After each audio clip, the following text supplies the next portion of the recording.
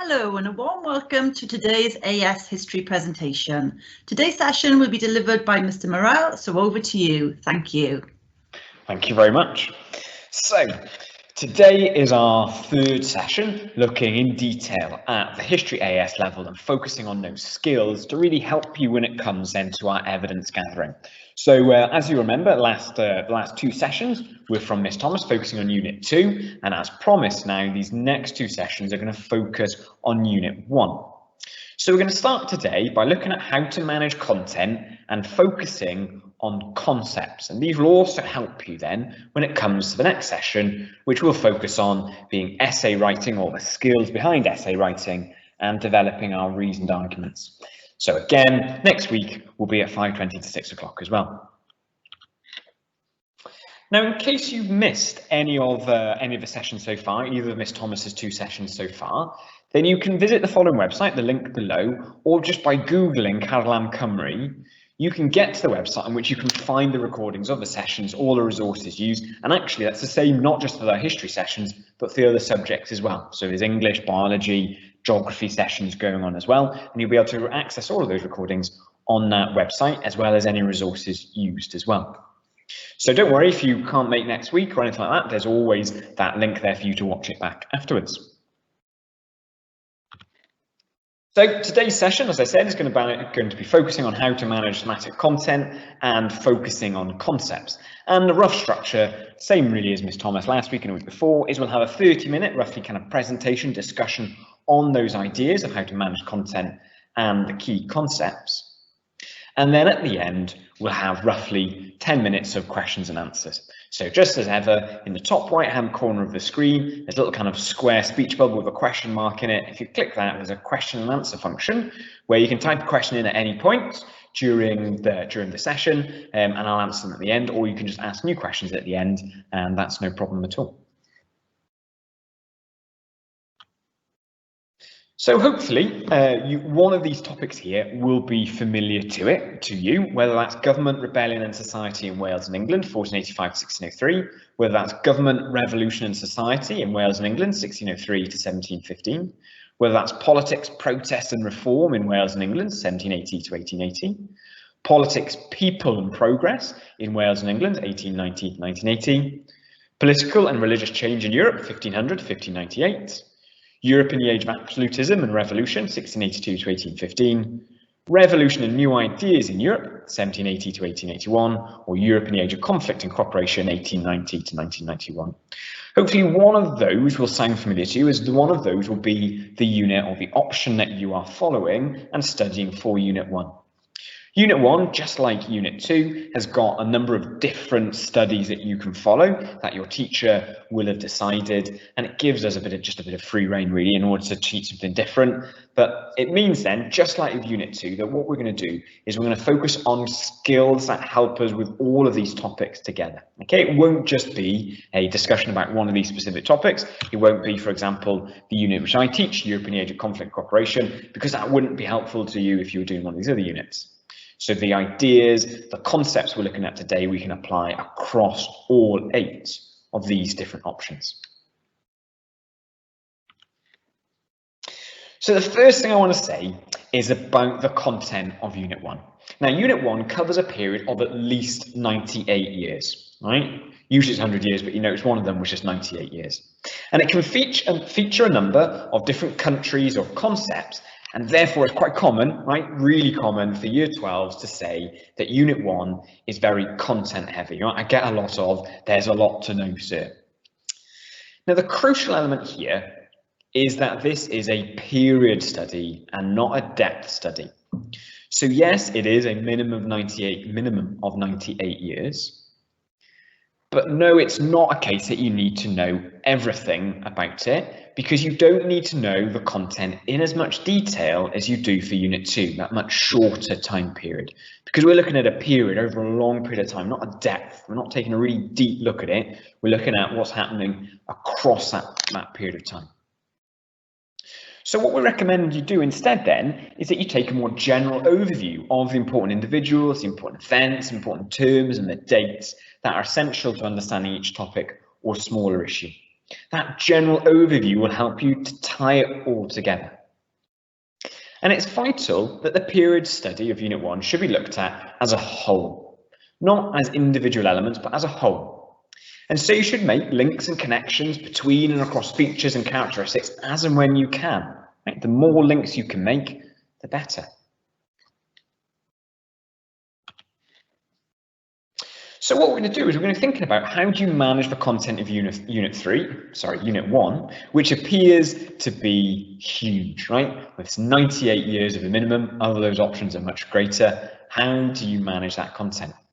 Well, my first piece of advice is to focus on the key concepts, right? And these concepts are cause and consequence, change and continuity, similarity and difference, significance and importance. Now, I can hear you from a distance saying, what on earth do you mean by those 4 different key concepts? So what I'm going to do to start with is I'm going to take just a little bit of time to explain to you what these key concepts are, and then start to give you some suggested tasks that help you make use of these key concepts in order to manage that content and not think there's just far too much to know. So our first key concept is cause and consequence. Now, what do we mean by cause? Well, a cause is what made this event happen, or what were the reasons for it. Whilst a consequence, what was the result of it? What happened as a result of it? So an event that hopefully we should all be familiar with, right? Wales won against England in the Six Nations this year, right? That's our event. That could be listed in a specification of a history A level in 30 years' time. You never know. Now, what was the cause? Well, it could have been a controversial knock-on try by Liam Williams. It's a cause of why Wales won. One of many causes, but still it's a cause. A consequence, what's the result of it? Well, Wales took the Triple Crown, and there was, as ever, that continued banter between English and Welsh. Now, of course, your history A level isn't quite as simple as that idea here. There are always far greater complexities, but nevertheless, the idea is really important. Now, there are, and something you need to kind of pay attention to when you're looking at your study, is the difference between short-term and long-term causes, short-term and long-term consequences, the significant and insignificant causes, which has got the greater weight on it when it comes to causing something, and positive and negative consequences as well. You're going to look at those as part of your study. But using this very idea of cause and consequence is a way that you can help to understand the content of your course. So for example, right, if we're thinking about option 1, right, a specific thing off the specification, the content that the exam would say you need to know is, quote unquote, the main causes of disorder, protest and rebellion 1525 to 1569. So we're thinking here then, right, from a cause and consequence point of view. It even names it here, main causes. So we're thinking, what was the cause of the Wyatt Rebellion? Was it a desire to reduce Catholic influence by removing the Catholic monarch and preventing Mary from marrying another Catholic monarch? Right? Could be one of the causes. So if we're thinking about the cause of disorder, protest, and rebellion, you don't need to know every single element that there is to know about disorder, about protest, about rebellion within that time period. Instead, what the specification is asking you to do is to focus on the causes. What were the reasons why this happened? Another example, right, from Unit 1, Option A, again, quote unquote from a specification. It says the main causes and effects of the 1905 revolution. Well, what were the effects of the 1905 revolution? Was it the establishment of the Duma Parliament? So we're thinking about a consequence here, cause and effect, cause and consequence, in other words for it. So again, you don't need to know every single detail there is to know about the 1905 revolution, but what were the causes and what were the effects of it? And an essay question that could exemplify this, right, and relates to this example I used from option 1, is how far do you agree that religious grievances were mainly responsible for causing rebellions in the period from 1536 to 1534? Now that 30-mark essay question there is asking you to look at the causes of the rebellions. So just like I said, looking at the specification, it's not about knowing every single detail about all the disorders, protests, rebellions. It's about focusing on the causes of those rebellions, those protests. And that's borne out in the exam question that we can see as well. Our second key concept then is change and continuity. Now, a change is how a trend develops over time, whilst a continuity is something that stays the same over time, and it's got to actively have stayed the same over time. You've got to know it is the same now as it was in the first time period we were looking at. So, an event that you will soon possibly experience, maybe, is experience of university life. Now, the change here, there's massive change when it comes to university life, particularly under COVID-19, and that technology has been increasingly used to fundamentally change the way that education is delivered, both in the university sector and also in schools as well. But there is also a continuity. There is always that shared experience of being somewhere new and the sense of moving forward with life. So when you look at an event, you can look at the changes and the continuities that that event has brought, or that time period has seen. So you can always identify some changes and always some continuities as well. Now again, no surprise here, it's not quite that simple in your History AS level, but nevertheless, the concept is key. Now, change and continuity usually will refer to attitudes, policies and ideas, as well as experiences that cut across the different forms of government. Whether that's in options 1 to 4, the different forms of government within Britain at the time, or whether that's options 5 to 8, looking at different governments in other countries, Italy, France, Russia, etc. So an example, right? Unit 1, option 8, again, quote unquote from the specification, it says the effectiveness of resistance and opposition in fascist Italy 1922 to 1945. So what it's asking you to do is it's asking you to look at the changes and continuities, right? How effective was the resistance and how effectively was it dealt with? As a resistance occurred, was it always as big a risk? Right? If it was always as big a risk to Mussolini, then it becomes a continuity. If at one time it's a bigger risk than at another time, then that's a change. Did Mussolini always deal with it in the same way and have the same effects? You're looking at the changes and continuities in the resistance and opposition to fascist Italy. And another essay question that exemplifies this from option 8 as well, right? Taken from an exam paper within the last 3 years. How effectively did Mussolini deal with opposition and resistance in fascist Italy in the period between 1922 and 1943? So you can see it's taken it from the specification content, and it has asked you a question that revolves around that key concept of change and continuity. Right? What changes were there? What continuities were there in order for you to judge actually was it effective the way that Mussolini dealt with it or not? Now, all these exam questions, just as a heads up, right? This one previously and the 2 more we'll see in a second have all come from exam papers within the last 3 years. Okay, so I'm not making these essay questions up, right? These have come from the exam board themselves.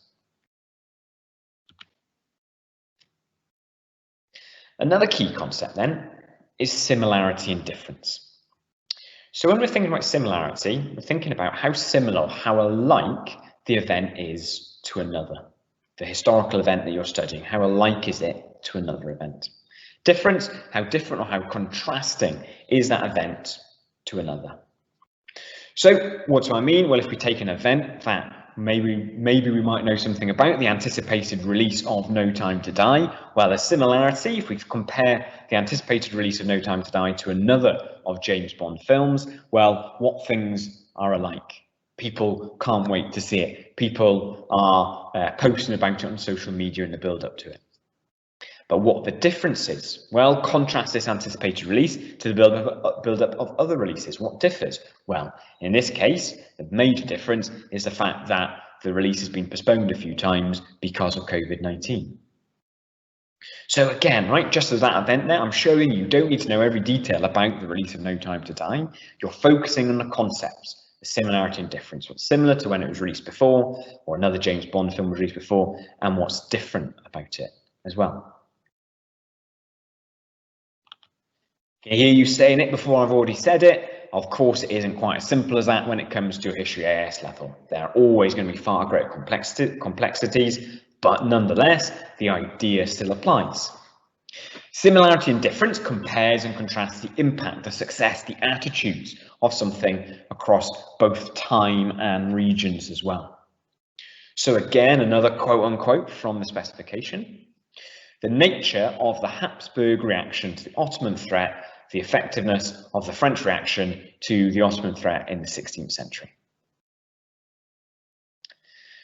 So it's asking you to focus on the similarity and difference. How similar and different then were the Habsburg and French reactions to that Ottoman threat? Was the war of the Ottoman Habsburgs, could we see that as similar to the French alliance with the Ottomans, as they all sought to preserve their own country's power? Is that a way we could look at the similarity and difference? And note there, you can see both time and regions coming in, because it's talking about not just within a few years, but within the 16th century. So we're going to look at the similarity and difference across the whole of the 1500s, but also across regions, because we're looking at the Habsburgs and we're looking at the French, different regions within Europe as well. So when we're looking at similarity and difference, we're not just thinking about how similar and how different it is over time. We're also thinking about how similar and how different it is across different regions, whether that's within the same country or whether that's across different countries. So again, another essay question that exemplifies this, right? The reaction of the European powers to the Ottoman threat between 1520 and 1571 was mostly unsuccessful. Discuss. So that's asking you to look at the similarities and differences in order to make that judgment on how successful they were. By picking out the similarities in how the European powers reacted, and picking out the differences of how the European powers reacted, you will much more successfully be able to make a judgment on how successful it was. So again, it's not all about the event, not knowing every single detail there is to know about the event, but pulling out those similarities, those differences. And lastly then, significance and importance. Significant importance, how worthy, quite simply, how worthy is it of attention? So, for example, AS level evidence gathering that you're no doubt going through at the moment or will be soon, right? The significance and importance of it, well, how worthy of your attention is AS grades? Well, ultimately, they are building your historical skills and they will be a grade that will remain on your qualification certificate, right? Definitely significant, but less significant maybe because if you carry on into a full A level, then they'll just be kind of subsumed into that qualification. So we're always making judgments about how significant, how important things are. And we're applying that same concept then to history AS level. And of course, it isn't quite as simple as that in history AS level, right? There are greater complexities, but that idea of significance and importance is still crucial. Significance and importance need to be justified, right? You need to say why they're significant or not. And in order to judge that, you need to make some sort of comparison. So again, directly lifted from the specification. For option 3, reform in factories and mines, public health, education and poor law. Right, that's what the exam board is saying they want you to know. Now, you couldn't possibly know everything, every single reform in factories. You couldn't simply know every reform in mines, every element of public health, education, etc. at this time. So instead, focus on the significance and the importance. For example, how important was the 1833 Factory Act and the 10-hour movement in improving the lives of the poorest people? Was it more or less important than the 1830 Poor Law? Picking out the most significant, the most important, and evaluating and judging through comparison their significance in comparison to the others as well. And another question that exemplifies this: improvements in working hours and conditions were the most significant reforms affecting the lives of people in Wales and England in the period from 1822 to 1880. It's asking you to look at the significance and importance of that factor in that question, right? Improvements in working hours and conditions. So the way then to manage this content, right? My first suggested task is to ensure you're totally familiar with the specification. So the first thing I suggest you do, right, absolutely, the first thing I suggest to my students all the time, in fact, I give them the specification, is that you find the specification on the WJC website by searching A or AS level history and opening up the specification. The document looks like this in front of you here. And then scroll down to find the key concepts and content for your option within Unit 1, which are pages 17 to 24, and it will look like this. It will outline then concepts and perspectives, and then the key issues and content on the right. These are the things the exam board is saying you need to know. So the next way I suggest you manage this content then is trying to spot the key concept in a piece of content and what key concept it can fall under. So write out the 4 key concepts of AS history: cause and consequence, change and continuity, similarity and difference, significance, importance, and use them to categorize that content within the specification for your option. So I've just done that here. For the second bullet point down, within the concepts and perspectives, the impact of religious change, 1517 to 1564. So I've said, the first line says, the impact of Martin Luther on the development of the German Reformation.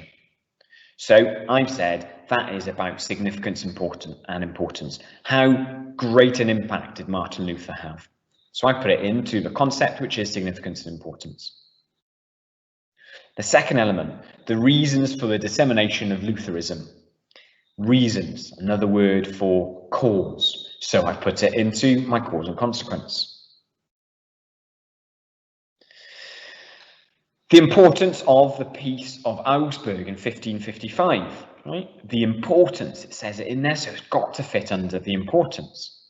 So again, right, if we're looking at this, we're not thinking necessarily about the cause and consequence of the Peace of Augsburg. We're not necessarily looking at the similarity and difference of it to another peace that was agreed somewhere else. We're looking at how important it was. The beginning of the counter-revolution, right? Oh, sorry, counter-reformation, cause and consequence, the beginning of. How did it start? What were the causes of it? From the next bullet point down, right, the main features of Habsburg or the Valois rivalry, well, I'd say similarity and difference. Okay, the main features, how similar, how different were those rivalries between the Habsburgs and between the Valois? So this will help you focus on these key concepts then, and not thinking that you need to know every single detail there is to know about each event. And just note though, some of these events may fall into more than one key concept. Okay, there's not masses that will, but there are a couple that might. So my next suggested task then is to be familiar with all key terminology. Right, key terms, they show off your understanding of your area of study. So my third suggested task is to make a list of all the key terminology you've come across, those words or phrases that you wouldn't have known without studying the topic, and ensure that you can define them all, right? Listing those key terms, ensuring you can define them. So for example, right, under option 2, some key terms that you might, if you're doing option 2, you might have come across: divine right, petition of right, ship money, civil war, royalist, parliamentarian, major generals, lord protectorate, propagation, deposition, glorious revolution, bill of rights. All terms that you may not know unless you've actually studied option 2.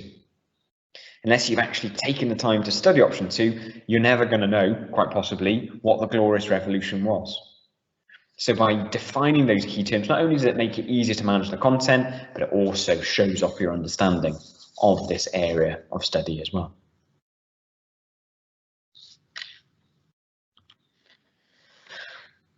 Once you've done that then, once you've categorized the content into different key concepts, and once you've seen whether or not you can define those key terminologies, then there's a way I suggest that you go about making sure you're aware of your own understanding and possibly your own weaknesses as well.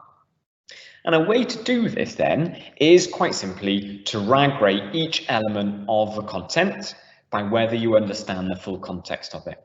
So not about whether or not you understand every single detail of it, but whether or not you understand the context of it, and if it's a cause and consequence, if you understand the cause and the consequence. If it is a similarity and difference, that you understand the similarity and difference. You can see here the fourth bullet point down, impact of revolution in Russia 1905 to 1945. You can see one of the bullet points there, the main causes and effects of the 1905 revolution. So I'd highlight that in green because I understand the content and the concept about the causes of that revolution and the effect of that revolution. It's not about knowing every single detail there is to know about the 1905 revolution, which person shot which person. Right? It's not about that, it's about what the causes of it were and what the consequences, the effects of it were. So quite simply then, right, RAG rating by red, amber, green. Red if you don't understand the content or the concept, amber if you kind of understand it, and green if you do. And then you can use that for you to know, actually, this is what I need to work on most. Because there's no point you sat there going over and over and over post-war divisions of Europe, right? If you've already highlighted it in green and you understand that concept and that content. But crucially, it's not, do you know every single detail there is to know about each of those bullet points? It's, do you understand the context of it? Do you understand those key concepts? Consequence, cause and consequence, change and continuity, similarity and difference, significance or importance.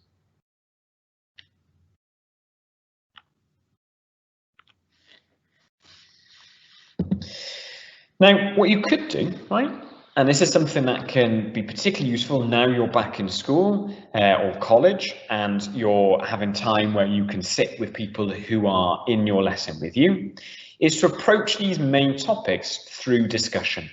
By you setting some sort of question as a discussion, you are really going to help focus your attention on the significant features that are associated with each of those topics or those issues. And this should then help focus your attention on what matters most in these period studies. The things you discuss about most are the things that matter more. So what I suggest you do, right, my fifth suggested task for you, is you've got your specification now, right? You've got what you understand, what you don't understand. Start with something you do understand. Start with something you've done in green and turn it into a discussion-based question. So add a question word, why, how, what, when, which. And then add some sort of judgment word, right? Main, most, more. It means you can't sit on the fence, is it? Right? You can't say, yes, it was important. We're thinking about what was most important. And add these then to specific elements of the specification to turn it into a debate or discussion topic that you can then discuss with someone else in your class. Debate it, discuss it with a friend. So for example, right, which was the main background cause of the Second World War?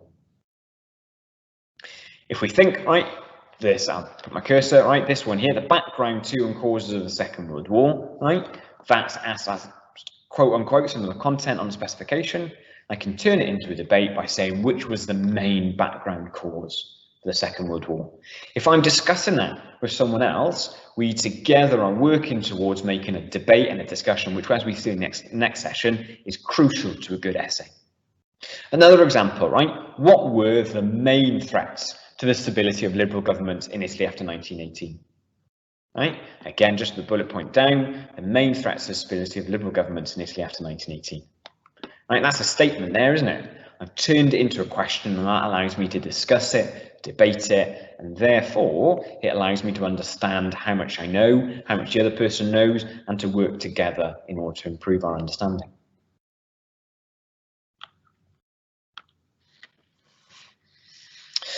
Another way to manage this content is through linking activities. Linking activities are very beneficial in allowing you to contextualize the content, and so make sure that you're viewing this as one big interconnected story. Okay, within each element, one big interconnected story. That way, you don't become overburdened with trying to understand each event in isolation, and these may help then frame those debates, those discussions that you might be having. So my next suggested task then is to create a linked mind map based around a kind of sub-time frame or key concept, a certain area on your specification. So my example from Unit 1, Option 8, is this, right? I do this every year with my year 12s, the impact of fascist domestic policies in 1945, Mussolini's social, religious and racial policies. And I've listed there in a kind of a mind map all the main social, religious, racial policies that we look at. And so their first activity is, or the thing I suggest you do first, is to expand out each of the following key terms using the reading, using what you've learned already. And then the crucial thing really is to start to draw links between them. Draw an arrow between the two with a link and annotate that arrow, write on that arrow what the link is. Now it does, in the end, it looks quite messy because you've probably got hundreds of different arrows moving around different places. But the very process of doing it helps to get it clear in your head. And this links, right? This links specifically to exam questions that the exam board might set you. Again, another essay question that's come up within the last 3 years. Did fascist social policy have the greatest impact on the Italian people between 1922 and 1944? So I absolutely in that essay would need to discuss social policies, but I need to compare it to other policies. And this kind of linked mind map here would have helped me do that absolutely perfectly. It would have helped me in advance think about the links, start to make some sort of judgment about the impact of each of these, and then I'd be able to answer that essay question no problem at all.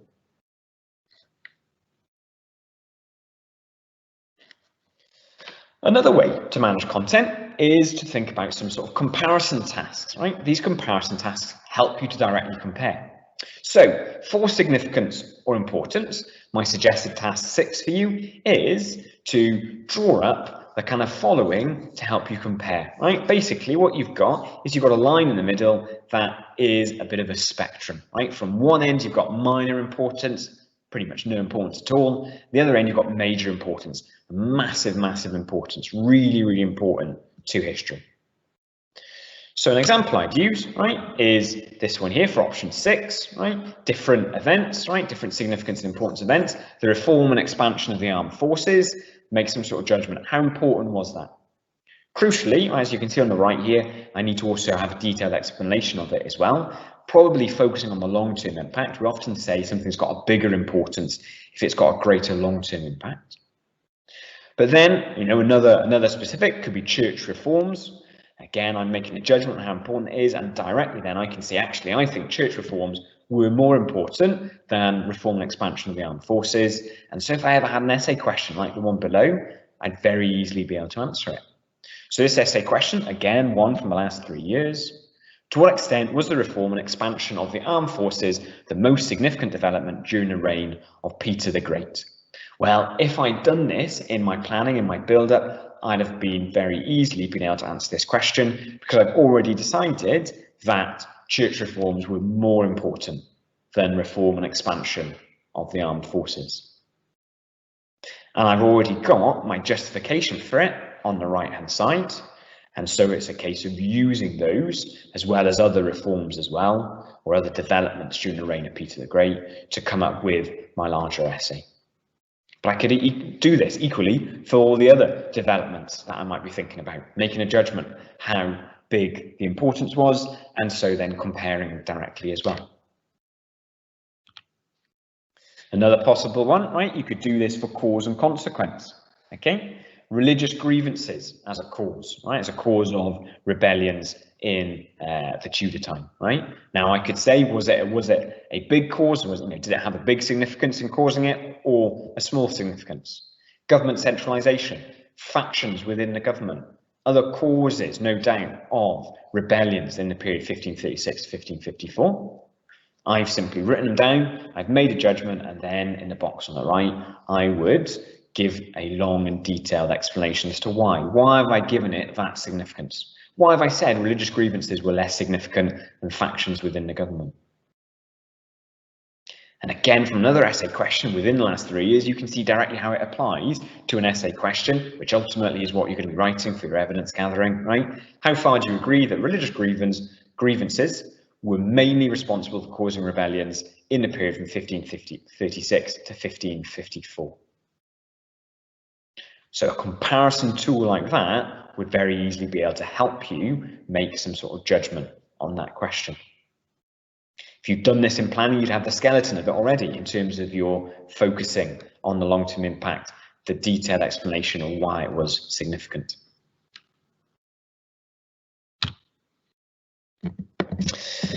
And the way also to manage content is also to limit it to some extent as well. Okay, so what you also need to do for this is you need to keep your understanding to within each concept and perspective, and you'll see these listed in the left-hand side of that table. So this is an example from option 5. Now, essay questions will be limited to within each of these perspectives. They won't ask you to compare between. So for example, right, you've got two here, the impact of the main challenges facing France in the mid-16th century, the impact of the main challenges facing Spain to 1598.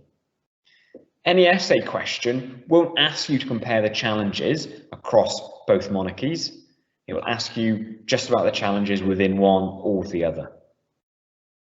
So limit how much you need to know as well by looking at that and making that kind of assessment, right? Equally, the one just beneath it is about the Ottoman Empire. They wouldn't ask you any comparison question between France and the Ottoman Empire as well. So make sure you've got the context of France, you've got the context of Spain, of the Ottoman Empire in this example, but you don't need to cross over all of them.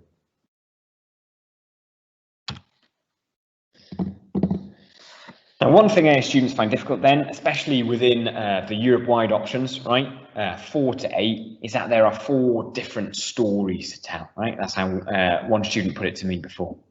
There is often more than one country, and so more than one background to understand, and in general there is more to know than ever before, and that's partly just because it's a step up to A level.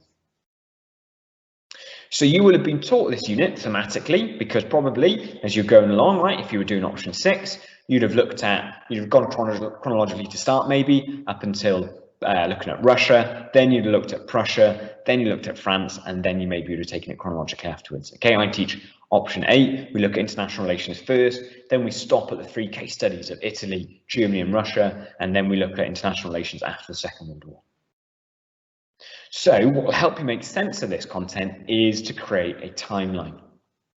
A timeline will help you to put it all into context, and it's crucial really to understanding that context and so ease the burden of purely remembering facts.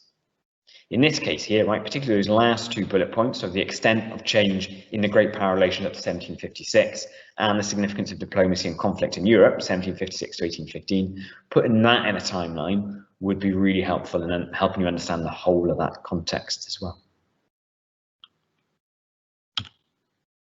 So that brings us to the end of our whistle-stop tour of how to manage content and focusing on those key concepts. What I suggest you probably do, if it was all a bit too fast, is, as I said at the beginning, you Google that term, Carol Cymru, and you'll be able to get the website in which you can follow this recording. You can pause me as you go along in order to have a go at some of these activities as well. And next week then, exactly the same time, 5:20 to 6 o'clock, we'll have an essay writing, the skills of it, and developing reason argument session, which hopefully will help you put this into practice when it comes to that evidence gathering. So finally then, any extra questions, please use these few minutes now to ask them in the question and answer function, and I'll just see if there's any questions already, but please ask them for the next couple of minutes.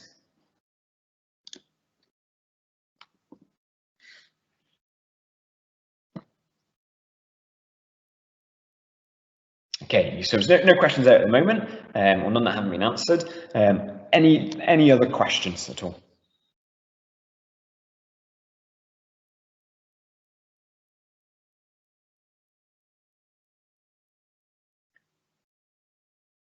Okay, well, in that case, I look forward to helping you next week with looking at essay writing in particular. That's going to be particularly useful for you in the build-up now to our evidence gathering, but also longer term in terms of looking at A2 as well, and the process which should be back to exams in that year as well.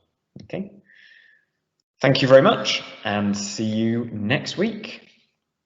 Thank you, Mr. Morrell, for today's presentation. Mr. Morrell will be delivering next Monday's session at the same time of 5:20 to 6. We hope you can join us again. Thank you.